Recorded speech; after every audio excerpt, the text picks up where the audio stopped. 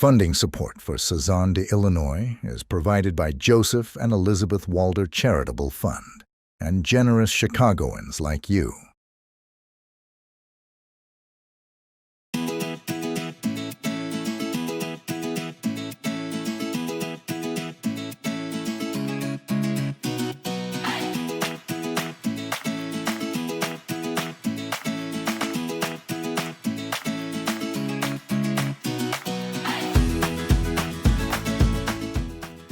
Little Village, also known as La Villita, is a vibrant and diverse neighborhood located on the southwest side of Chicago. With a strong Mexican-American heritage, this community is known for its rich culture, tight-knit community spirit, and delicious cuisine. Now, if you're looking for a taste of authentic Mexican cuisine, look no further than La Casa de Samuel. This beloved restaurant has been serving up delicious dishes inspired by traditional Mexican recipes for decades. Hi, my name is Hugo Balta, publisher of Illinois Latino News, and your host for this edition of Sazón de Illinois. Let's find out why La Casa de Samuel has become a favorite among locals and visitors alike. Founded in 1989 by acclaimed chef Samuel Linares, La Casa de Samuel offers a warm and inviting atmosphere that makes diners feel right at home. The walls are adorned with colorful murals and artwork, creating a festive ambiance that perfectly complements the flavorful dishes on the menu. Originally from San Francisco in the state of Guerrero, Samuel grew up in a farming community. Seeking to support his family economically, he left home at a young age and headed to Acapulco, a popular tourism destination in the 1950s. That is where his culinary training began, from dishwasher to learning how quality ingredients and expert preparation were key to success. Linares and his wife Alicia arrived in Chicago in 1986. Drawing from his experience working in some of the finest restaurants in Mexico, Linares dove into the city's restaurant scene. He first worked at El Chile restaurant and the Columbia Yacht Club before deciding to open La Casa de Samuel. Illinois Latino News had the opportunity to speak with two members of the Linares family, Arturo and Maribel. He has a different vision when he came here. He noticed that they don't have that traditional dishes from Mexico. They used to be the regular like gorditas, burritos, something like that. But he wanted to get a different vision to the Mexican food here in the United States. So that's one of the reasons that he brought the tortillas hechas a mano. It was one of the first restaurants that they just put it. And of course, the traditional dishes that we have it here, very, very, very important in our country. Yes, like you are going to see it. We have Cabrito of Monterrey from the state of Monterrey. That's on the north side. La Iguana, that's from the south, from Michoacán and Guerrero. And of course, the chiles en nogada, they're very exclusive for Puebla. So that was his open vision to just bring those food to all the people that come here in the United States. Yeah, so the vision was to really showcase authentic Mexican cuisine, because too often then in this country, when we talk about Mexican food, is very simplistic. Guests are greeted by the delightful aroma of handcrafted corn tortillas being made in the front window of the restaurant.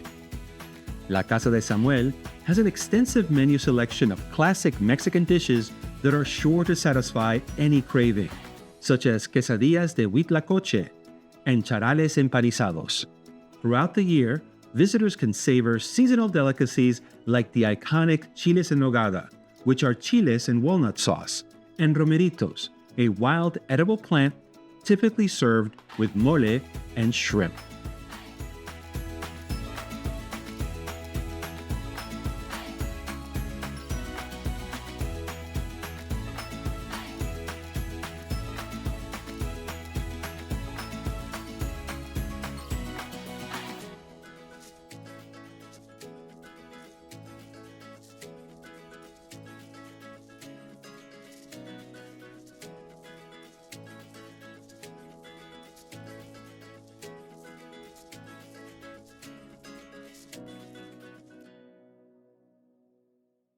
And for those who are looking for more exotic pursuits, there's iguana en salsa de ajillo and cecina de venado, a venison that the Chicago Reader praised as an absolute knockout dish.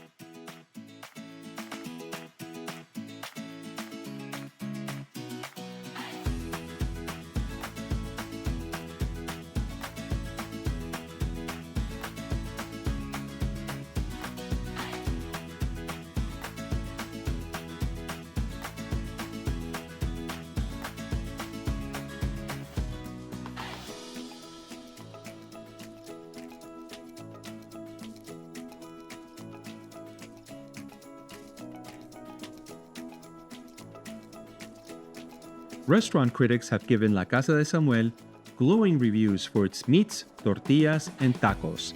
The Chicago Tribune even recognized it as one of the city's essential Mexican eateries. Nuestra cocina es producto de muchos años. Antes, mi papá fue un chef de la vieja escuela. ¿Sí?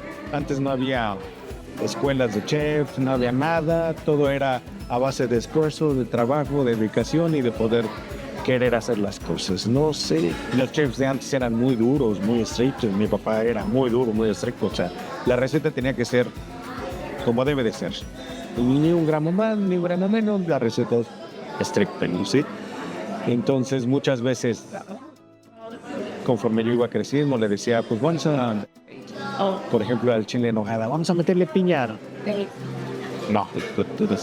Y eso fue una parte fundamental en la casa de Samuel. Nuestras recetas son muy estrictas, pero es una línea que seguimos con lo tradicional, siempre con lo tradicional.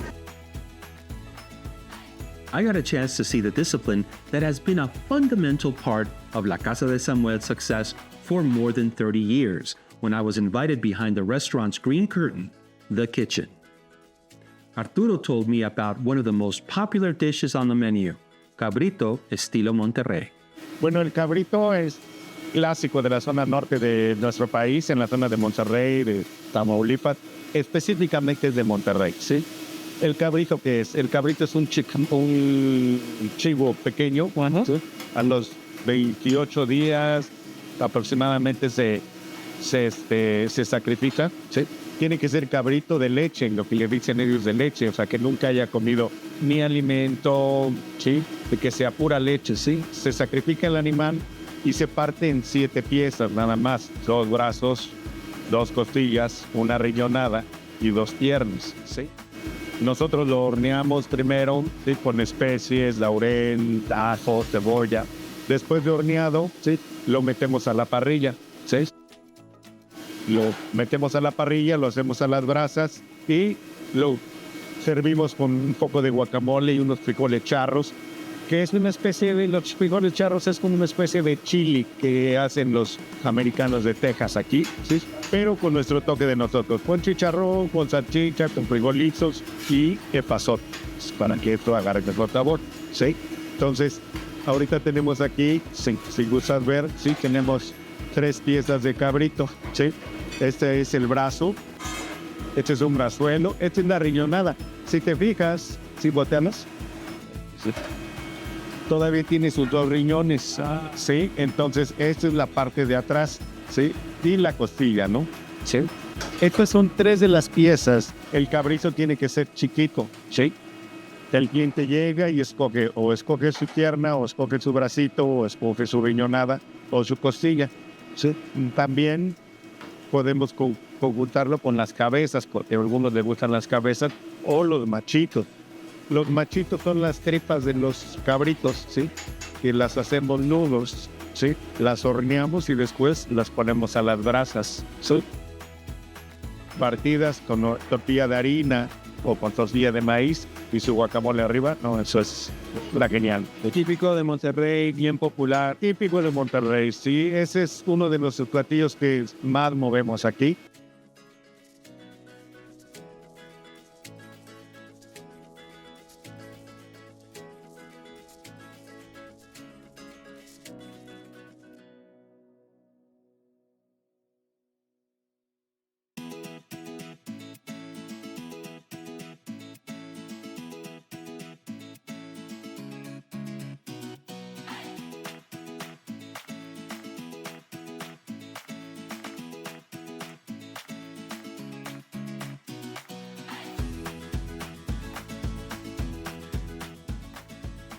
When we come back, I will get a chance to sample the cabrito and other menu staples, including iguana.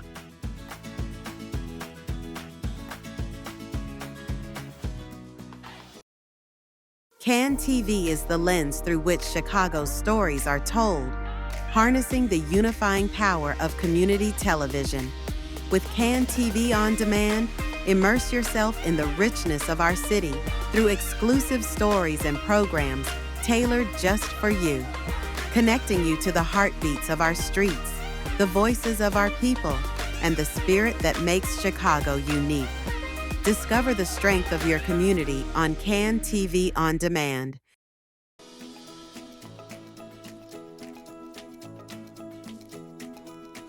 There are many qualities that make La Casa de Samuel en la Villita unique. The outstanding staff and attractive atmosphere among them. But in the end, at the top of the list of what keeps people coming back is the food. So let's eat. Let's start from this side going down. What do we have here? Those are cantaritos. Yeah, we just bring them from Mexico. That's from Guadalajara. Most of the time they have it. You can make it with tequila or also with mezcal. So that's your decision when you just order it. They have a very nice touch of fruits. So that's very refreshing drink. Now, is it always served? Is this, what kind of material is this? That's a clay. That's el barro. Yes, that's barro. Is it always served in? We always serve it in el cantarito. We call it cantarito, but that's barro, and that's a Mexican clay. Oh, cantarito means barro. Well, that's the shape. The shape. Okay, great. Ahora vamos a avanzar al próximo plato. Arturo, ¿qué tenemos aquí?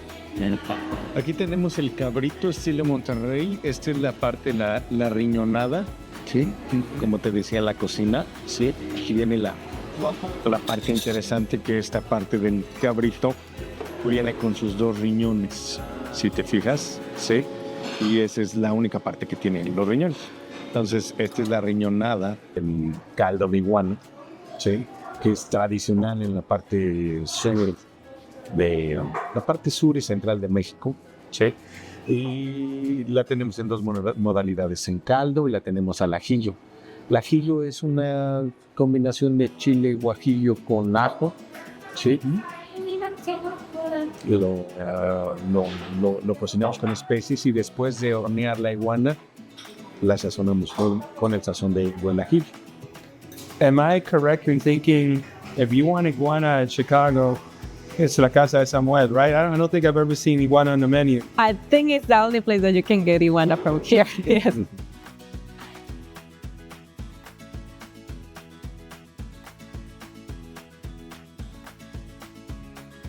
Muy sabroso. I didn't expect the meat to be so soft and tender. Cuéntanos por qué, mientras que estoy comiendo con la boca llena, cuéntanos por qué la iguana es un plato tan popular en México y también aquí en la Casa de Samuel. Bueno, en la parte sur, de hecho, la parte de donde somos de Guerrero, sí, incluso la iguana la relacionan con fines medicinales, sí.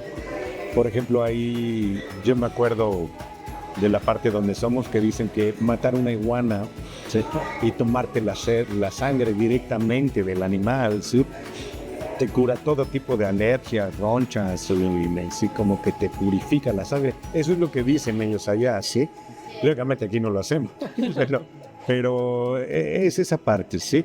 Y bueno, en las comunidades, en los ranchos, ¿sí?, es la satisfacción de cazar a una iguana, porque también cazar a una iguana no es nada fácil, ¿sí? Tienes que darle específicamente en la cabeza, porque si no, esas se te van, ¿sí? O sea, te escapan, ¿no? ¿Sí? Entonces, pues era así como que salir de cacería y regresar con una iguana. Es interesante, una cosa es del que la iguana en Guerrero también tiene su canción. Oh, sí. Es un baile típico de Guerrero, el baile de la iguana. So, está muy, muy relacionado en las cuestiones míticas de la cultura guerrerense. Delicious. Delicioso.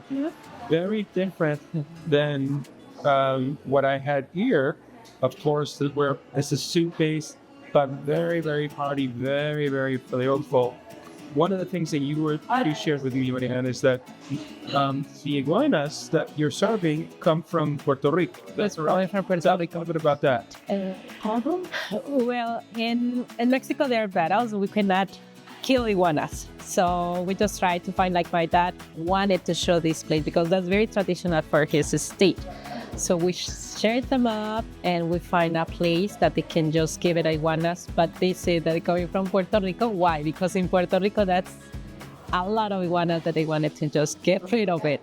So it's very difficult to get them. That's for really. It's very difficult because sometimes we don't have it. So we tried all our best that our customers, they can get it most of the time. So there are some seasons that they can just get run of it. But believe it or not, we deal with many things to get those iguanas. When you were growing up in Mexico, was iguana part of the menu that you would have around the family? Oh yeah, of course. Of course. La iguana, the snake, rattlesnake, we try it, rabbit, el conejo.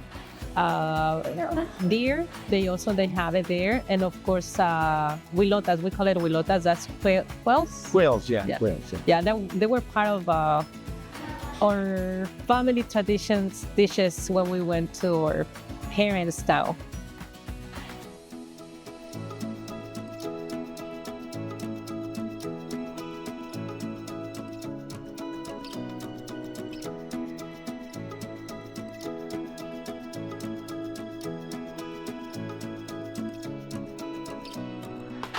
Bueno, por último tenemos aquí el famosísimo chile en nogada, ¿sí? Que el chile en nogada ya tiene muchas modalidades, ¿sí? Muchos chefs han innovado varias formas de hacer el chile en nogada, ¿sí? Ya sé que tenemos la versión más tradicional, ¿sí? Carne de res, carne molida, ¿sí? Con especies, cocinadas con especies y después le ponemos manzana, pera, plátano macho, ¿sí? Y hacemos una especie como de... No, es como un guisado, el relleno es un guisado de carne molida dulce. Sí, un poquito parecido a lo que hacen los argentinos con las empanadas, pero le metemos más dulce nosotros, ¿sí?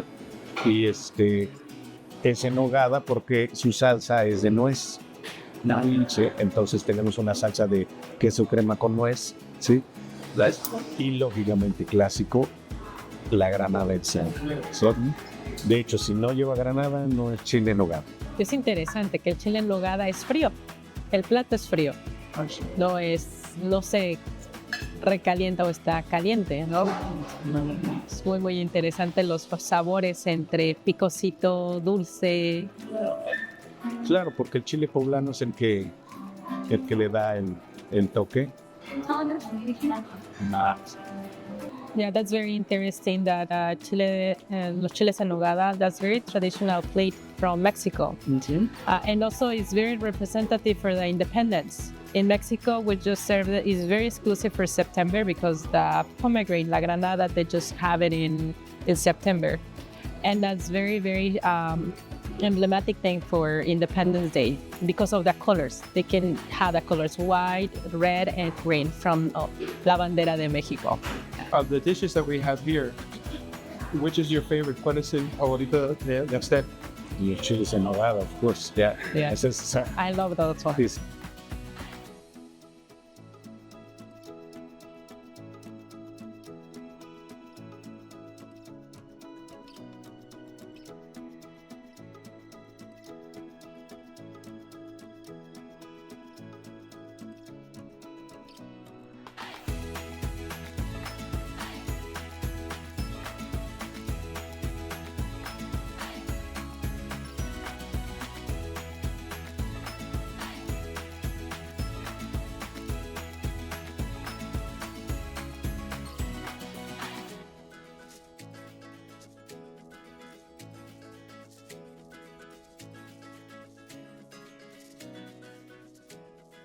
Dishes like chiles en nogada is a flavorful journey transporting diners in Chicago to Puebla, Jalisco, and Monterrey, Mexico. Next, we'll learn La Casa de Samuel's secret to success. Hint, it's not on the menu.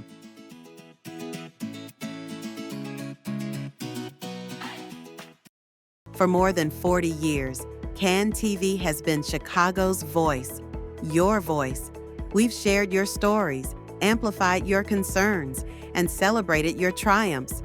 Now we want to hear from you. What programs matter most? What issues should we cover? How can we better serve your community? Visit cantv.org/feedback today. CAN TV. Experience the power of community television.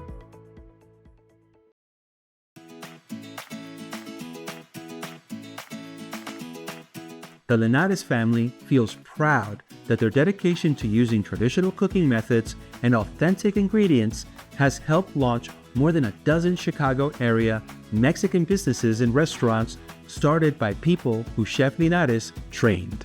Hemos evolucionado, de hecho hemos evolucionado con la misma ciudad. Sí, o sea, Chicago no era lo mismo en 1989 y los restaurantes en Chicago no éramos los mismos en 1989. Había unas taquerías grandes, buenas, sí, y eran las que movían todo el mercado aquí en Chicago, ¿sí? No ofrecían otras alternativas porque tampoco los comerciantes de ese tiempo no tenían la necesidad de abrir explorar nuevos sabores, ¿sí? Fue evolucionando porque, bueno, hoy en día tenemos cocineros mexicanos en el centro con estrellas Michelin, o sea, el mercado en Chicago se ha movido bastante, ¿sí? Y nosotros nos sentimos que hemos tratado de ir evolucionando conforme ha avanzado el tiempo. Hemos sido un restaurante que ha evolucionado. Sí, muchos se han quedado en el camino y muchos han florecido restaurantes también muy buenos en Chicago, sí, y eso nos da también pie a nosotros para esforzarnos y ayudar a ofrecer mejores productos, ¿no? Since opening its doors, La Casa de Samuel has operated from the same spot at 2834 West Cermak Road. Me gusta más que nada cómo tienen la decoración, el ambiente que se vive aquí, ¿verdad? Como familiar. Entonces, esta vez venimos solo nosotros, pero la próxima esperamos traer nuestras hijas también. Pues vine principalmente porque supe que había iguanas y vine y me pedí un platillo de iguana. Pedí un platillo de iguana, sí. ¿Y qué le pareció la iguana? Es muy rica, la verdad, muy rica, muy sabrosa. El servicio y la calidad de la comida nunca cambia, siempre es lo mejor. The Linares family says they have grown with the community. Por razones del destino, quedamos aquí en Little Village, en la villita. No nos hemos movido. No sentimos la necesidad de movernos a otro lugar porque seguimos creyendo en el barrio. Nosotros, nuestros clientes son del barrio. ¿Sí? Y bueno, vienen muchos clientes de fuera también el fin de semana, pero fuimos hechos aquí en la villita, seguimos creyendo en la villita, ¿sí? Seguimos creyendo en los comerciantes de la villita, ¿sí? Y bueno, seguimos tratando de ofrecer la mejor cara que podemos de nuestro barrio, ¿no? De la villita, ¿sí? Muchos clientes por acá llegan y dicen, ay, yo nunca pensé que hubiera un restaurante aquí en la villita. Sí, ya hay un restaurante en la villita, ¿sí?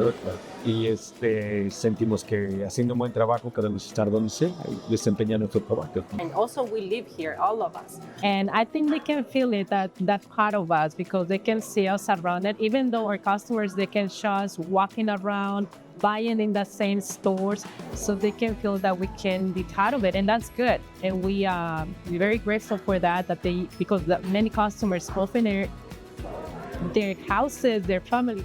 Sadly, Samuel Linares, beloved chef and patriarch, died from COVID-19 in December 2020. He was 76 years old. But his legacy of creating a space where patrons feel at home lives on. Mi papá le puso en la casa de Samuel precisamente por eso, porque él decía, ay, ustedes hagan sentir a la gente como si estuvieran en su casa.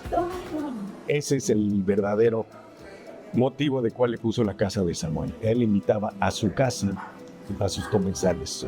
Eso es la esencia que seguimos tratando de conservar y esa fue la esencia de la casa. Invitar a la gente a su casa a degustar una buena comida, ¿sí? A pasársela bien y que salgan alegres de trabajo. Ese es el verdadero sentido, el verdadero núcleo de nuestro restaurante. For my dad, it was a very, very that foundation that from that kind of family around this community. I remember one one family. They met here. They started dating here. They married. They bring their kids, and now those kids bring their kids. Wow. I just took a culinary trip through Mexico, and it was delicious. It's no wonder why La Casa de Samuel is a beloved gem in La Villita's culinary scene. So the next time you're in a mood for a taste of Mexico in Little Village, make sure to pay them a visit. Thank you for joining me on this edition of Sazón de Illinois, where we sample the stories, culture, and cuisine that give our neighborhoods their flavor. I'm Hugo Balta. Hasta la próxima.